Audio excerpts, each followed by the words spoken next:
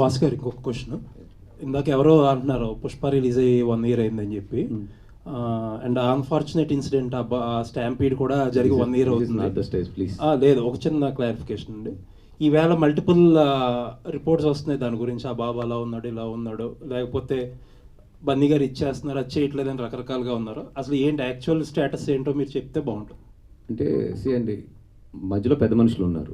Everything ఏదొచ్చినా కూడా through మేము దిల్ రాజు గారు వీళ్ళందరూ కూడా ఉన్నారు మధ్యలో. వాళ్ళందరి ద్వారానే అటు నుంచి ఏదొచ్చినా ఇటు నుంచి ఏదొచ్చినా కూడా సంపాదించి వెళ్తున్నాం. ఇప్పుడు దాంట్లో సాటిస్ఫై చేసామా చేయలేమా అంటే we are following particular guidelines. ఇది ఎలా చేయాలి ఏంటి, వీళ్ళు ఇచ్చిన ఫండ్ ఎక్కడ ఉండాలి, దాంట్లోంచి హాస్పిటల్ ఖర్చులకు ఎంత వెళ్ళాలి, వాళ్ళకి మంత్లీ ఎంత వెళ్ళాలి, ఇలాగనేది ఒక సిస్టమ్ పెట్టారు.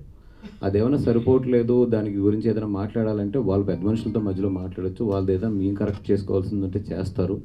లేదు మా వాళ్ళు ఎవరైనా ఏదైనా ఉన్నా కూడా దేర్ ఆర్ మధ్యలో ఉన్నారు. It's not the direct thing and I don't want to discuss that on the stage because it's total different stage.